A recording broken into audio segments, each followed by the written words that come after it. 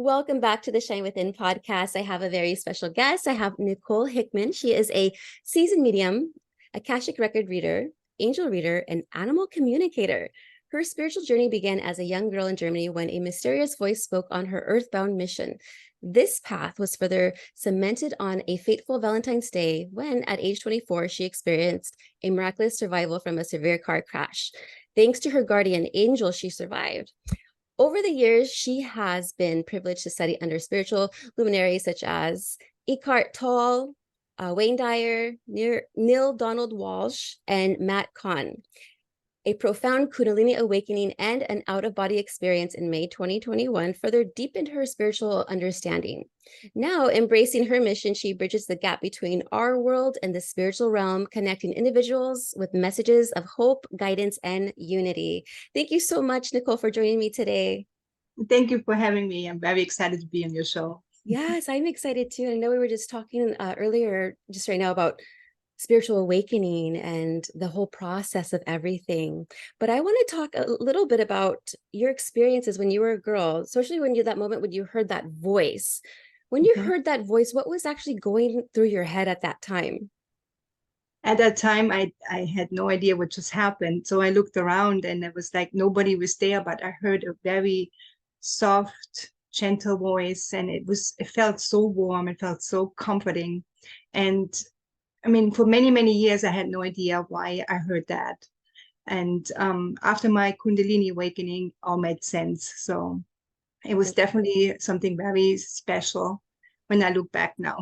Yeah, definitely. Like, I think the only experience I've ever had was in my car where I felt like a touch, but it wasn't a nice touch. Like, I felt like someone threw a rock at my head, and I was like, there was like nothing there. And that was like the only time, like, man, someone must really hate me right now. But I was definitely probably deep in some going through some bad energy stuff. But yes, Maybe it was an awakening too. yeah, like wake up, shoot a rock. Because I didn't like, where'd that come from? It was crazy. We all have different spiritual awakenings. So it hurt too, but there was nothing in my car. It was so interesting. Now you actually had an encounter with the guardian angel during your car accident. Like for me, I've been in 6 car accidents, none my fault. Probably not as severe as your car accident, but I've never had an experience where I was actually in the presence of something else. So yeah.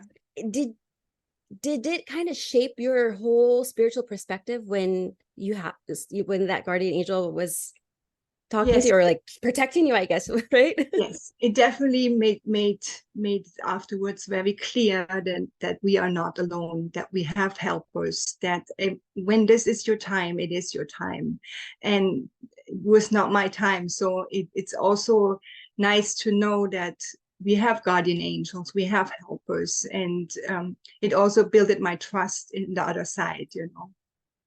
Yes. And you were talking about Kundalini, and I was mentioning to you that I was just learning about Kundalini, and some of it, I was watching these TikTok videos recently, and then some people were saying it was like demonic possession. And I was like, oh, demonic possession. And I personally have gone through almost something like that in my drinking. It was very severe.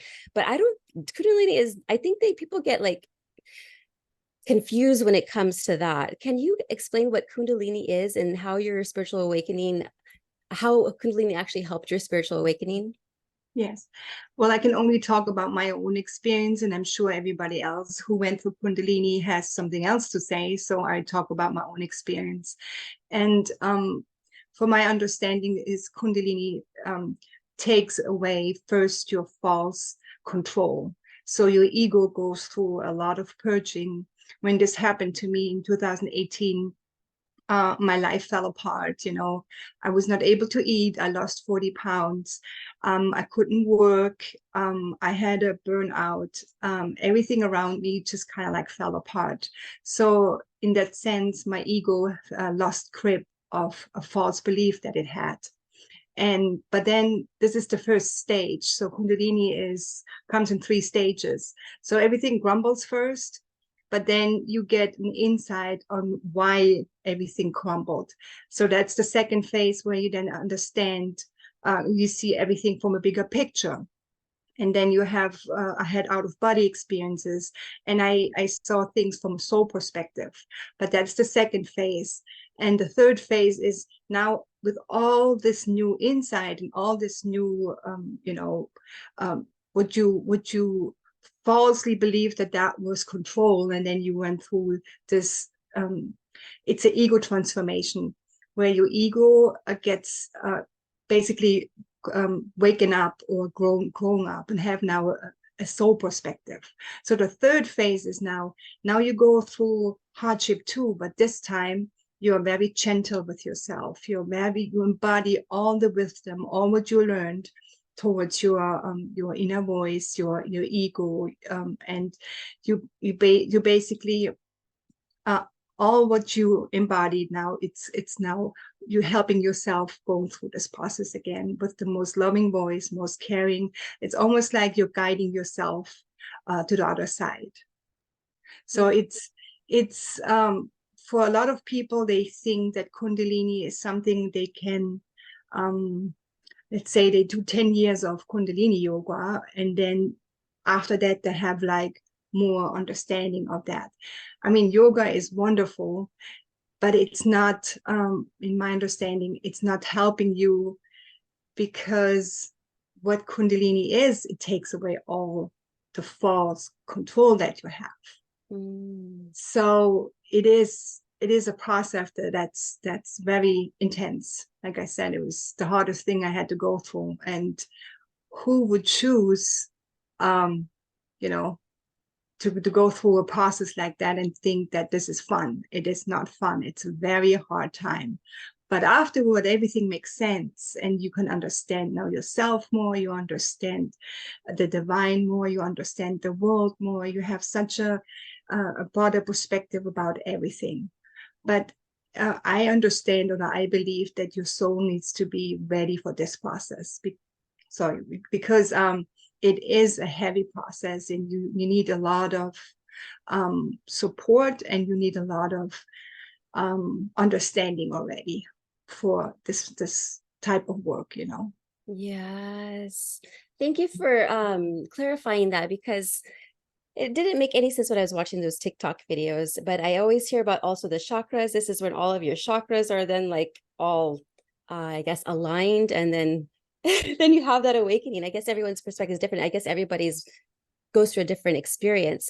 Then I think I probably went through a Kundalini spiritual awakening then, because it was ugly. This was after my drinking. Like I was talking to you before, I had a mentor. She helped me a lot with the mindset work. And then I was also working out. But then things were coming to me. Information was just coming to me somehow. And I was just like, wait a minute, let me research this. Like I was supposed to be knowing what this world is really about. And I just dug in deep, and then I was shocked. I was like, whoa, like my whole perspective on everything shifted. I was like, okay, I do not belong here. I was totally controlled and programmed. My mind is not like other people's minds. Like almost affected my marriage in a way, because I wasn't able to communicate what I was learning, what I was processing, what I was going through. It was very challenging. So I understand what you're saying with there's a dark phase, and Yes, that it's was called very Dark Night hard. of the Soul. Yes. And it Yeah. is very dark, and there's depression, there is hardship, and like I said, who would choose that? I do a little bit of yoga, and then now let me have this big awakening. This does, a master is only a master because it went through this process. That's what Kundalini is. You go through a lot of bad stuff in a very short time. Like I said, nothing made sense anymore. It's like your ego is, in million pieces. You cannot put it together anymore. But that is the first phase, which is the hardest. But then the second phase, you suddenly see everything why, and you understand just the bigger picture, and you put so much love, so much compassion for yourself. That's the real transformation, the second phase. And the third phase, you embody that. So I believe we all go through small Kundalini awakening, because we all go through hardship. We all go through, bigger realizations. But Kundalini itself, I think, is just a very short, intense phase, and your soul need to be ready for that phase.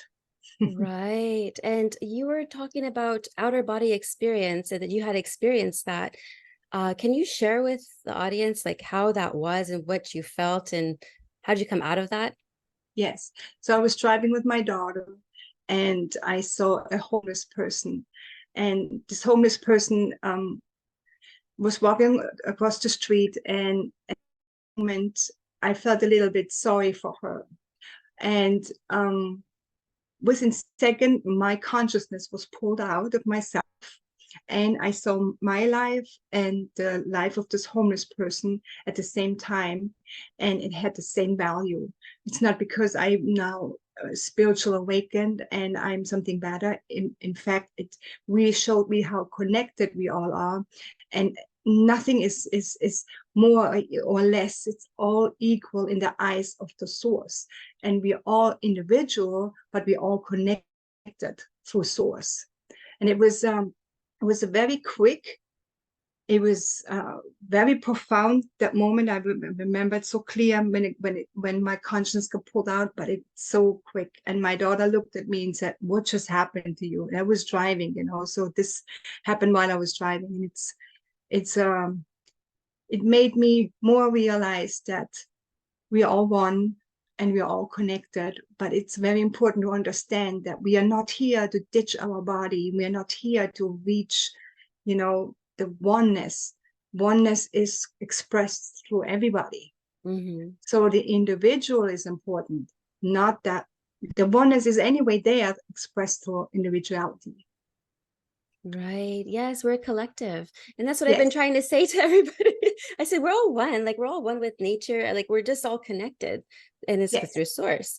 And I had a outer body experience, and mine is a little bit different than yours. Where I actually was able to feel my own body. Mm-hmm. And that was very weird. This was in 2012 or 2013, maybe 2014. Heavy in my drinking, like I said, this is my first marriage. Had and that relationship. But I remember I was taking a nap during the day, and I kept on waking up to different dimensions. It was the same area, same thing, same scenario, same everything. Waking up, like it's like Groundhog Day, kind of waking up. But it was getting different. Like each dimension was getting different. Well, one of them, I mean, it felt so real, like it was like real. And I remember this. This is when I was heavily drinking, and it wasn't like me hallucinating. I remember everything, and there's a reason probably for that. And so I remember I was going to go inside my bedroom door again, but then it was like a film, like looked like, when they blow bubbles, there's like that rainbowy like film that's, and I remember being shoved back in that bedroom, like whoop, and it made that sound like whoop. And then I saw my body laying down sleeping. Like I sleep on my stomach. So I was able to touch my body, and I felt like a mass. And then I was able to go back inside my body. After that, I woke up and I was like, I mean, what is going on? And I started getting goosebumps right now. That means something's happening. And I was like, what is going on? And I was just so scared because I didn't know what I didn't know. Now I'm like, oh, it makes total sense what's going on, all this stuff. And so it just makes total sense. So, yeah, I'm glad thank you so much for sharing that, because I was like, am I the only one who's ever experienced an outer No, body there's a lot of experience? people that have out of body experiences, which that's happened to you. You cannot control that. You cannot sit there and say, no, let me have an out of body experience. Maybe there's people, I don't know, but in my understanding, this happens for you, and it's widens your consciousness, your awareness, and it's something special. So I very cherish that moment. Yes. And so I've never had one since then, but I think I would actually embrace it now, because before I was like freaked out, didn't know what was going on, but I would definitely embrace it now. I'll be like, oh, wow, that's a beautiful gift to have. But then I just started discovering a lot of my capabilities, because you're a medium as well. And you also do angel readings. Can we talk a little bit about the Akashic record as well? Because I've been talking to some ladies about that, and they do that. And I'm like, what is Akashic record? I don't understand. Yeah, so everybody has a soul, and the Akashic Record is basically a library where all the information about your soul's journey is stored. So I'm able to go through your past life, present, or future life. I'm not able to open this book for you. I connect to gatekeepers, and they will open it and look what's right now important for your life. So when I connect to your gatekeepers, and they open the book, and then they show me what information about your past life, if there's something that is stuck, or information that you need for this life, or anything that helps you to develop more spiritually, or I have people, they are not spiritual, they're very religious. So doesn't matter where you stand. I don't know where you stand, but your guides and my guides, they know exactly where you stand and what you need for your next evolutionary process. So this is very every time when I connect with somebody, at first I have no idea. And then a couple minutes in, I completely see, and they show me exactly where you stand and what is your next process. In fact, I always connect an hour before a reading, and then I write everything down about your past life, about what's going on in your present, anything about your relationship, your health. So I write this all down for 1 hour.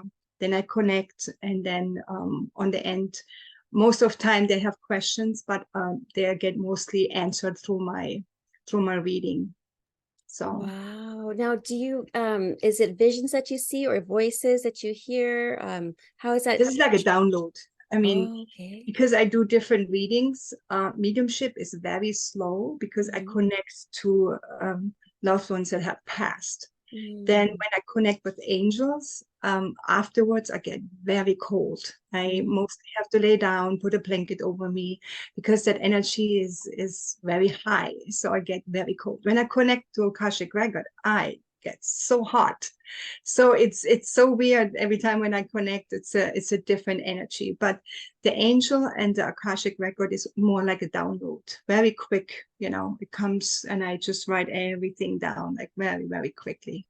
That is so And with neat.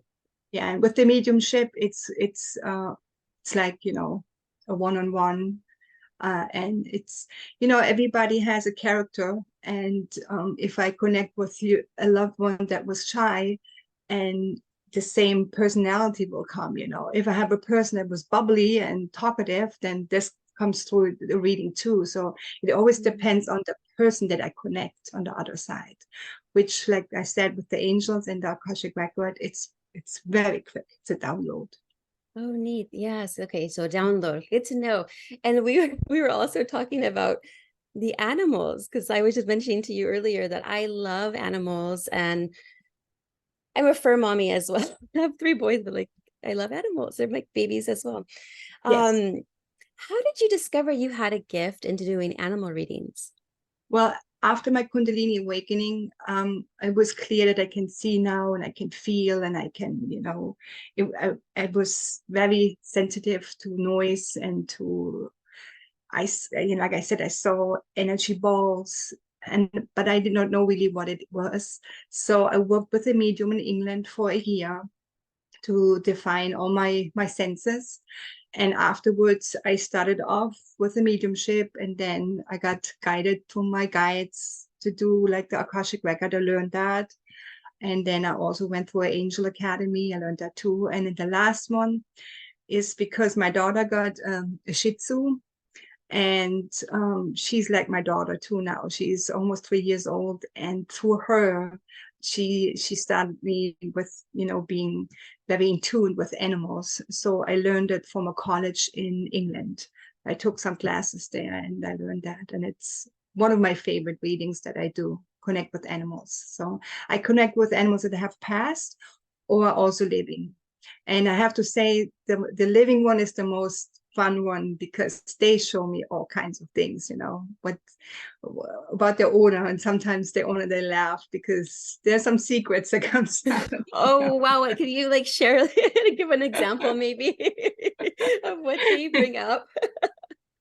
Well, I had a past animal. It just showed me that she loves licking feet, and then the owner always doesn't want it because when friends come, it's very embarrassing for her because she obsessively licks, and she's like, "Please, mommy, don't stop that. I love doing this." So it's just funny. Or I have also um they also tell things about the relationship, if they have a good relationship, and the owner says, I don't know that my animal knows that, but they know. So I mean, they are so aware. They are so aware what's going on. Even if they are not around them, they know what's going on at work. They're very intuitive. They're very they are very aware of what's going on with the owner. And I'm also able to for example, if I have a rescue animal, and most of the time you don't know what happened to the animal before, so I'm able to connect with the animal and see what happened before, because a lot of time they come with some behavior issues, so I can show them why they have the behavior issues and then can help them with solving those issues. Wow, that is very good. I mean, that's a beautiful skill to have, because you're just then someone went to the shelter and they're like, okay, I want to know about the history of the Yes, animal, yes, about yes. maybe how they were treated. So that Yeah, way the new yeah. owner is aware of certain Yes, things that the animal behavior. may do, behaviors and things like Yes. that. Yeah. Wow, that is so neat. And the thing is, when I connect with the animal says to me, it behaves that way. But then I connect to the animal spirit guide, and then the spirit guide helps me to solve that problem. So it is interesting. They have also spirit guides, helping them. Wow. Now, like, I have a question. This may sound silly, but like I always felt like I may have been like a cat in my past life, my soul. Like, I don't know. Is that even possible? I believe we all evolve. And at one Hmm. time, yes, I believe that is definitely possible. I Because believe. I'm very finicky. Yeah. Yes. I don't Yes. like to be touched sometimes, or if I do, then I'm extra cuddly, but I'm like, no, leave me alone. I mean, this whole process is an evolution. So we all go through this evolution. So Wow. yeah. Okay. Okay. Good to know. Now you've had some mentors as well. And who would you say is the number one person that you look up to? Well, it always changed. I remember reading Eckart Tolle, and then it's like, oh my God, this is the most, advanced information. But then I got lead to a next book and the next book, and I always feel like it goes on and it goes further and goes further. But nowadays, I don't read too much anymore. I mostly speak to my own guides and get information about my own guides. So I'm at that point when I have a question, I will not read or search, or it's more like I Google up.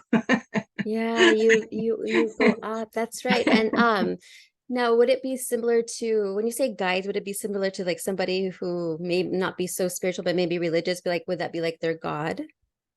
Well, we all have a spirit team. When I Hmm. do an angel reading, I connect to your spirit team. And your spirit teams are angels, ascended masters, your loved ones, your spirit animals. And in this reading, I connect to all of them and relay all their messages. So I have my own spirit team, and I talk to my loved ones, I talk to my angels, I talk to ascended masters. So it depends on what subject I talk to different sources, myself. Yeah. What kind of advice would you then say to somebody who is just learning about spirituality and they want to connect to their guides? What would you tell them? um,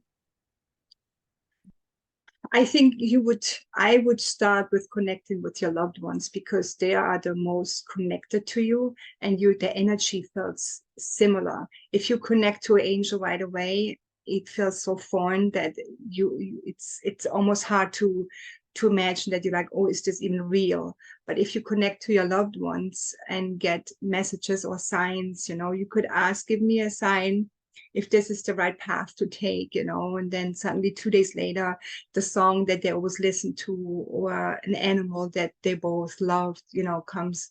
And there's different ways where the loved ones can give you signs. So I would Wow. start off with loved ones or spirit animals. Spirit animals are also very easy to give you signs. Wow. Okay, good to know. Because this is good information, because like I said, I'm going through some processes and I'm learning more about my abilities. Like I am discovering them, and I'm talking to a lot of women who are like you. They're spiritual teachers and healers, and they do the Akashic record readings, and they do all these the angel readings. They do everything. And so I'm like, wow, they're so gifted. But I feel like I have some psychic abilities, and I'm tuning into that. And I know that I am clairaudience, I think it's called. Mhm. Definitely, because whenever I'm getting like messages just by these ringing in my ear, like something's telling me something, and Yeah, by my body reacting, and I'm yeah. feeling a lot, and all of that. They call them empaths, I think, or empaths, or Impasse, yeah.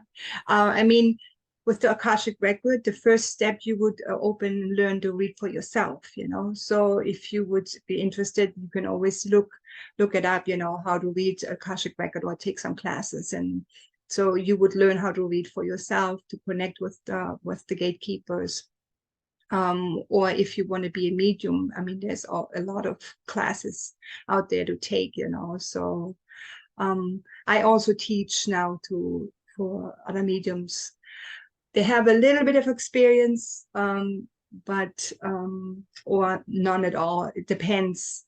But they have to be a little bit at least spiritual for that path to go. You know, if oh they yeah. come with no experience, then it's a little bit hard to teach them.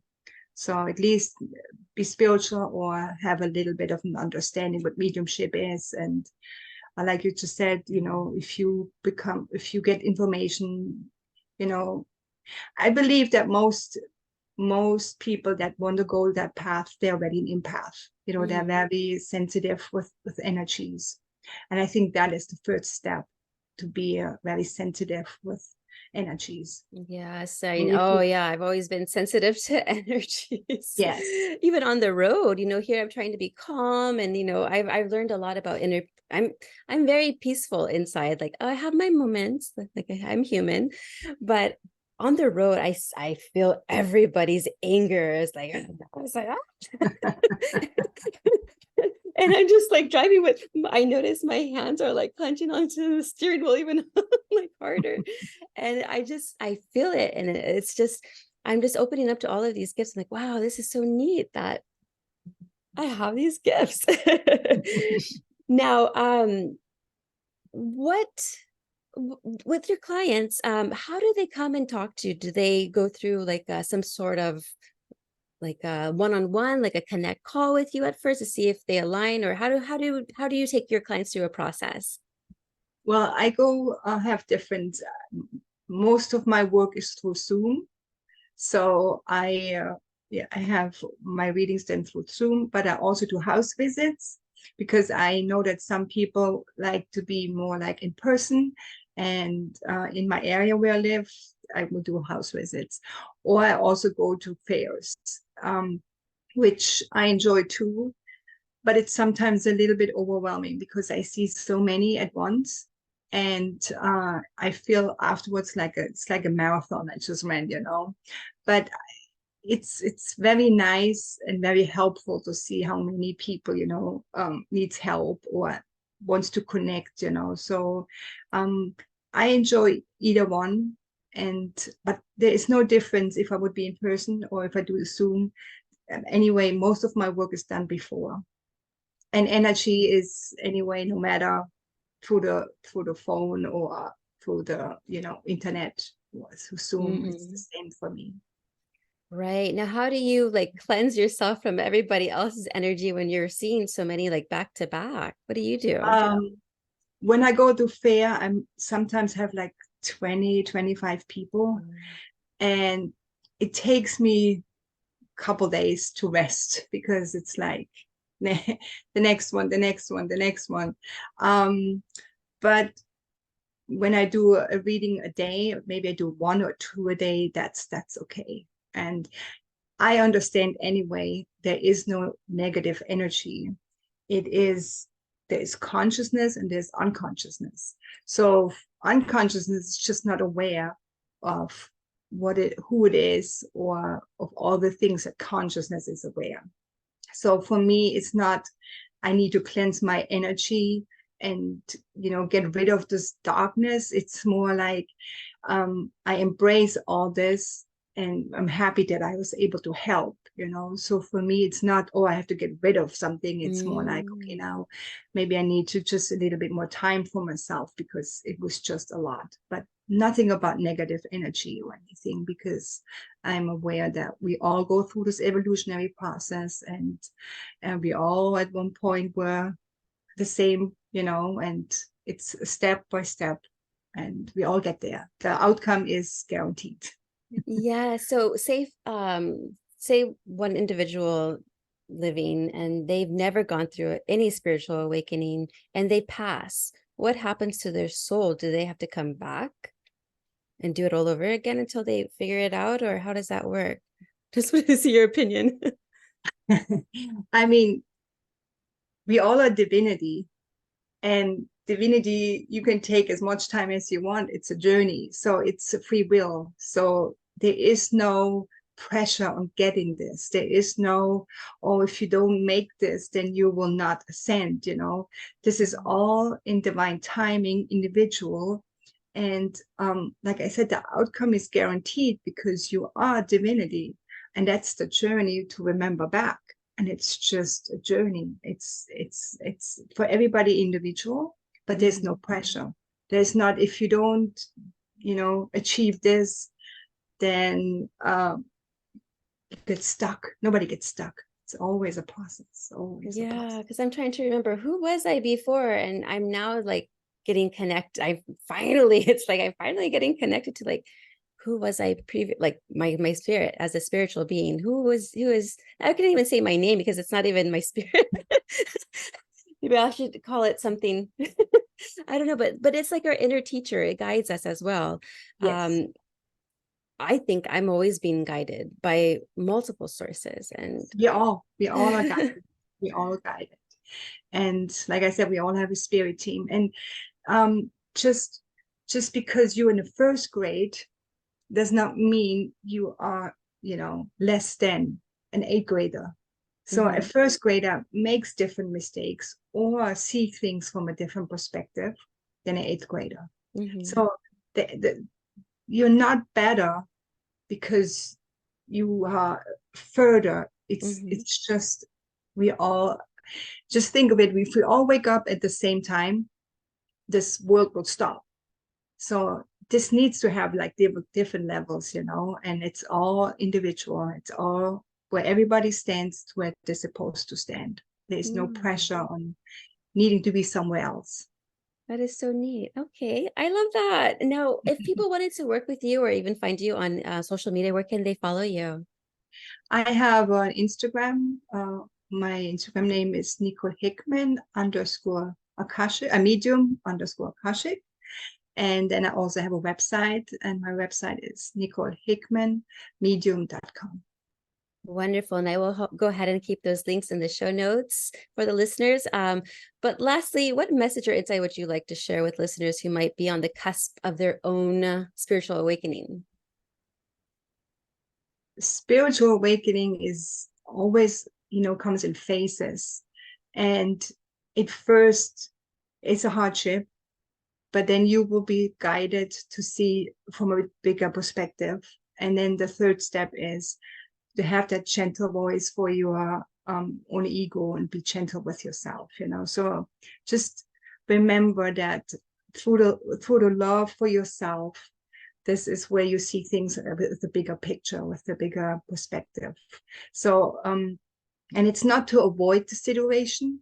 It's more like, what do you do afterwards? It's very important. Then it's, oh, if I knew this, then I could have avoided that. This is never about avoiding. It's about being there for yourself after the fact, you messed up. Because unconditional love is not to change. Unconditional love is just the way you are. Mm-hmm. And it's the hardest part for a human being to love yourself.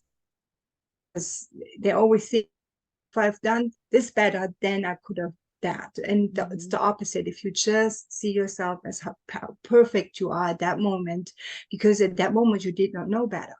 Mm-hmm. But afterwards, you give yourself the gentle, like a guide that would tell you it's okay. And you need the extra love for yourself at that moment when you feel dumb, when you feel sad, when you feel angry, when you feel all those emotions. You need the extra love for yourself. Yes, So that's beautiful.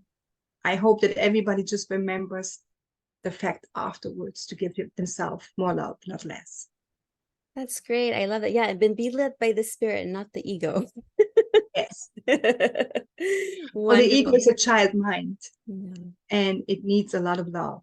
So this transformation only happens through love, and not to cast the ego out or overcome the ego or get rid of it, because the ego will act more like a shadow if you try to get rid of it. It has to scream loud to make you understand, I'm a child. Treat me with love, treat me with care, treat me with, respect, and not, oh my God, somebody's scared. Now I have to overcome being scared. No, inside of you is scared. What does it need? It needs love. Makes sense. So, yeah, we all go through this process of connecting with your ego, and we all bring our ego home. I love that. Oh, well, it's so nice chatting with you, Nicole. Thank you so much for Oh joining me today and bringing clarity and just love to my show today. Thank you so much for having me. It was a lot of fun. Thank you.